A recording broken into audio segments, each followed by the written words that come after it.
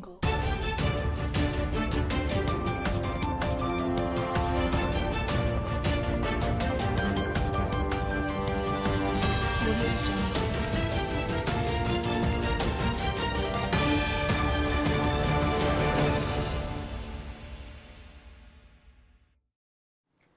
morning, Kenya. Rise and shine to the morning momentum, your daily dose of a comprehensive rundown of the top stories making the headlines. It is the second day of May 2025. Happy new month, folks.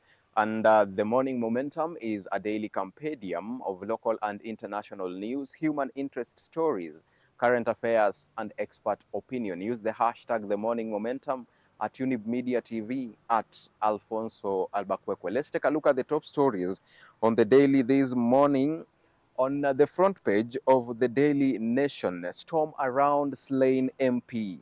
Lawmaker had said his life was in danger. Now, Kasipul MP Charles Ongondowere left Parliament shortly after 7 p.m. on Wednesday. Minutes later, his car pulled up at a red traffic light on Gong Road where an assailant shot him and he was dead by 7:30 p.m. His death sparked controversy amid claims linking him to bloody attacks in his constituency. But his family defended him, terming the accusation he had blood on his hands part of the cover-up for his murder. That story is beefed up for you on page 2 and page 3 of the Daily Nation this morning. On page 6 and page 7, farm produce drugs hit with 16% value-added tax. Healthcare providers and farmers are among losers should a fresh proposal by the National Treasury to introduce 16% value-added tax be passed. On education, on page 12, Nyakango fights back in school bursary row with county chiefs. Now, facing sanctions for allegedly defying orders on county bursary funds, Controller of Budget Margaret Nyakango returns to court, and that story is beefed up for you on page 12. On page 8 of the Daily Nation this morning, crime shot 13 times in front of his family and lived to tell horror story. Charles Kamau had just arrived at his home in Ruiru when an armed gang struck. Determined to protect his family, he confronted the thugs and all hell broke loose. That story is beefed up for you on page 8. Also on page 4 and page 5 this morning, Ruto's reliefs to pensioners, teachers, and other workers. I quote him, "Let us move united and committed to building a Kenya where dignity, opportunity, and prosperity are accessible to all." Let's get up close and candid with the Nation on page 2. Slain MP attempted murder of MCA and claims of violent past. Whereas brother says the MP did not get any help from the police even after he named those planning to kill him. Kasipul lawmaker was shot and killed by a gunman during a stop at traffic light in Nairobi. At a glance, the MP had said his life was in danger in February, and MP Charles expressed concerns over growing violence and unrest during public events in his constituency and alleged that there was a plan to kill him.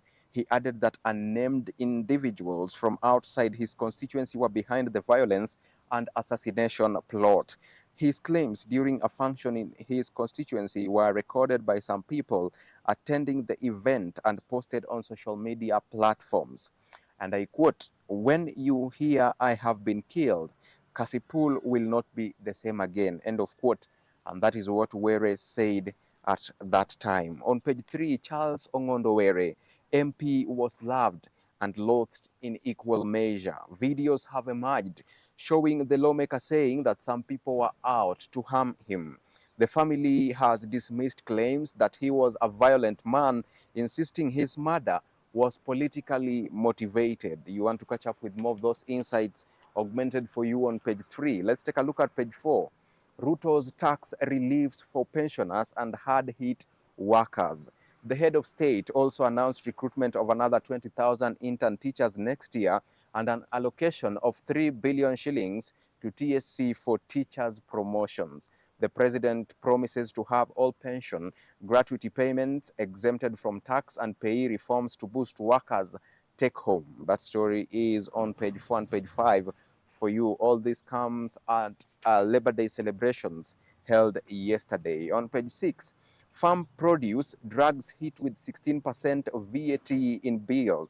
Suppliers will pass on the cost to the consumer. State wants to remove inputs, raw materials from zero-rated items. Healthcare providers and farmers are some of the people who will take a hit should a fresh proposal by the National Treasury to introduce 16% VAT be passed. The Finance Bill 2025, Treasury Cabinet Secretary John Mbadi has proposed to remove inputs and raw materials used to manufacture drugs and animal feed, as well as transportation of sugarcane, from the list of items that are zero rated.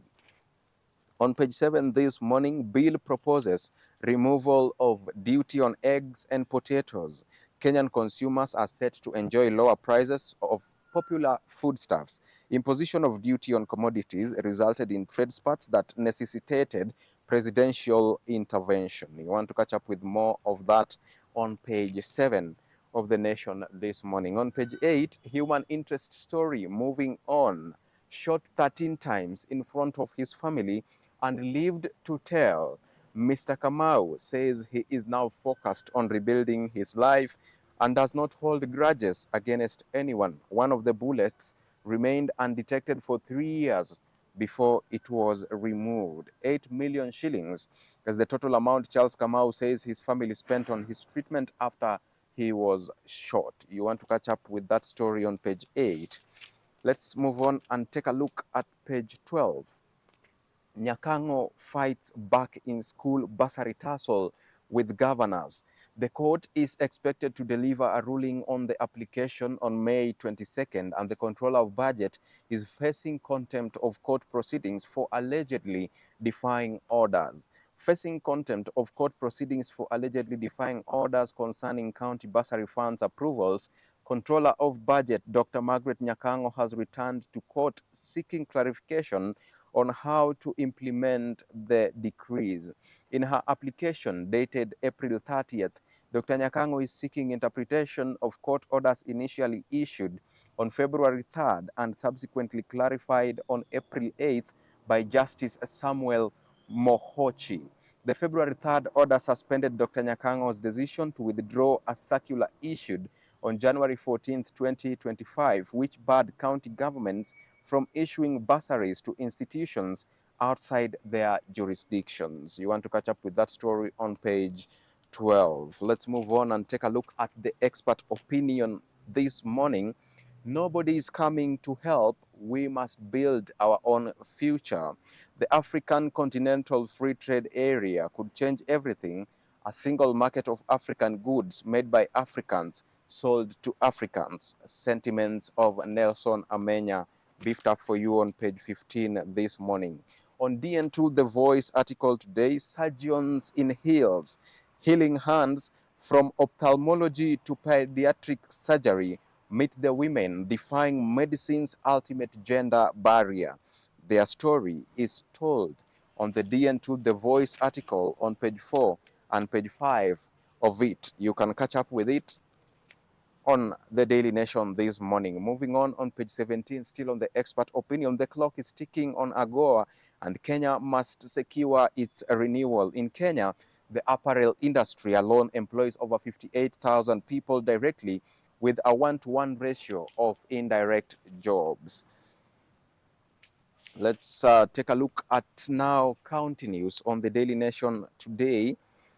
Kwale County, why locals are uneasy over mining in Mrima Hill Forest. Community says it will not allow the destruction of chaos or be denied access to the sites. They fear activities will damage the revered kayak grounds and exotic trees. And you want to catch up with more of that on page 21. The Mrima Hill is rich in rare earth. Now, the Mrima Hill complex, which hosts one of the largest deposits of rare earth minerals globally, has withdrawn interest from investors. 2 Australian firms have applied for a prospecting license through the National Mining Corporation to explore rare earths, niobium, phosphate, and manganese in the forest. Also this morning, still on county news in Trans Nzoia, contractor and ex-county officials ordered to refund 25 million shillings. A contractor and former county official in the Trans Nzoia county government has been ordered to refund 25 million shillings paid for the renovation of Kenyatta Municipal Stadium in Kitale town. High Court Judge Nixon Sifuna ruled that the contract for the stadium's renovation and construction of spectator sheds was tainted by irregularities and fraud. That story is beefed up for you on page 22. Why kill our children? Grieving king ask state. Chaos began when residents reinstated the forced demarcation of a 6,800-acre parcel. Dark clouds of grief continue to hover over 6 families in Angata Barikoi, Transmara, Narok County, following the deaths of their loved ones in a violent land clash earlier this week. The chaos reportedly began when residents resisted the forced demarcation of a 6,800-acre land in the Moyoi adjudication area. Briefly, in the metropolitan Machakos County, Wavinya opens electric motorbike outlet. Governor Wavinya Ndeti has opened the first regional sales outlet for electric motorbikes by Rome Electrics Limited. Speaking at the launch held at Mua View Total Energies fuel station on Tuesday, the governor said her government remained focused on creating an investor-friendly environment. Younib.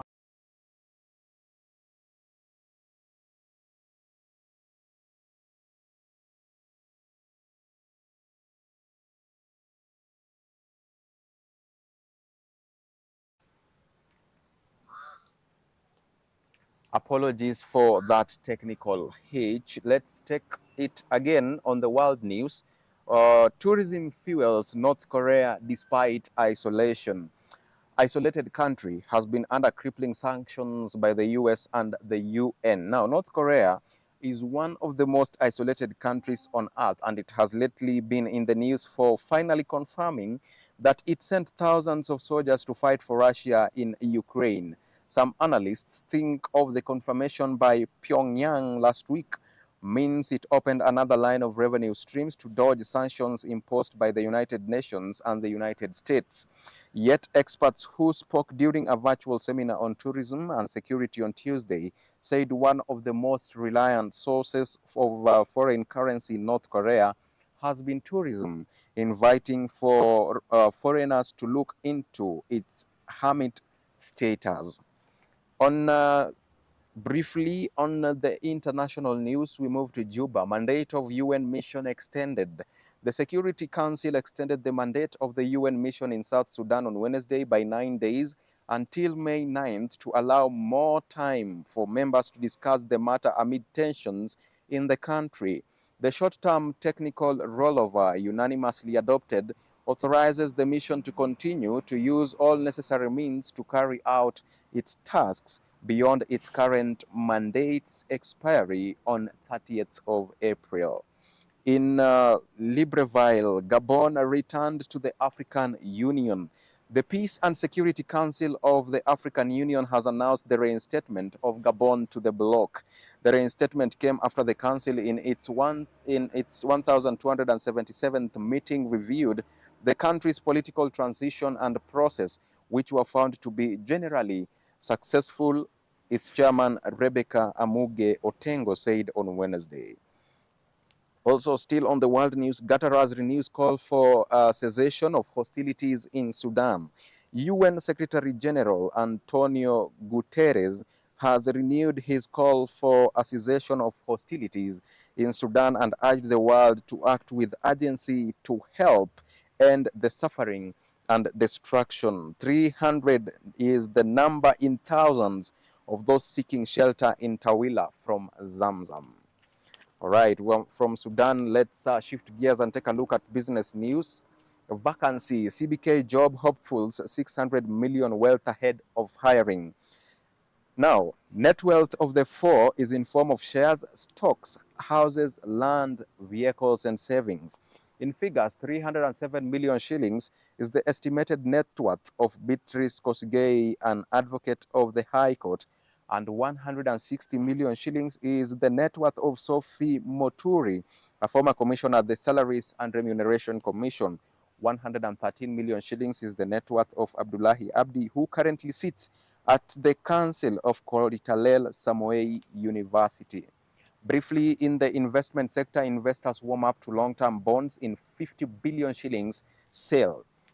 Investors leaned towards the longer 25-year tenor paper in the first phase of the 80 billion May Treasury bond sale, eyeing its higher interest rate amid falling yields across government securities.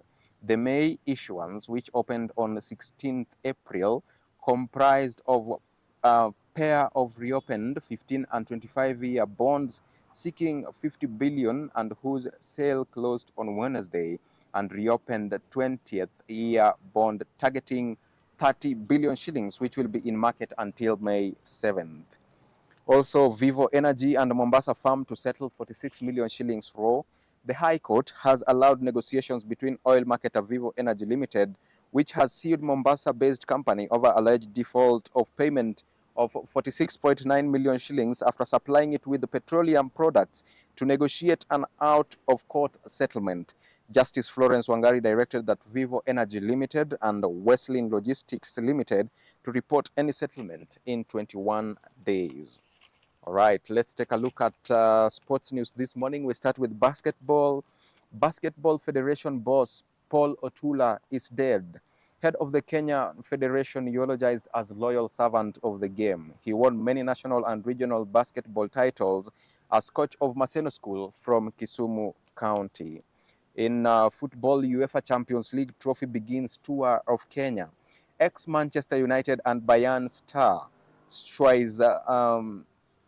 Schweinsteiger is touring with the trophy. The prestigious UEFA Champions League trophy is back in Kenya after 13 years of waiting. The last time the trophy was in the country was in March 2012, when it was presented to President Mwai Kibaki at his Arambe House office in Nairobi. All right, let's take a look at the cover page. Kenya Sevens teams fight for survival. Los Angeles hosts 2024-2025 World Rugby Sevens Series promotion relegation playoff competition this weekend. Men's squad faces tough opponents as they fight to stay in top tier of World Rugby Series. Women's side targeting promotion from the second tier. That's all about rugby. And with that story of Kenya Sevens, we come to the tail end of the morning momentum this Friday, 2nd day of May 2025. Thank you so much for choosing to stay with the morning momentum and for choosing to watch the best youth television network in East and Central Africa. This program has been made possible by Chief Controller Peninah Wachera, and behind the lens this morning has been Peter Ngituyu. My name is Alphonce. Ouma. See you on Monday. Until then, do have a beautiful weekend. Take care of yourselves. Bye-bye.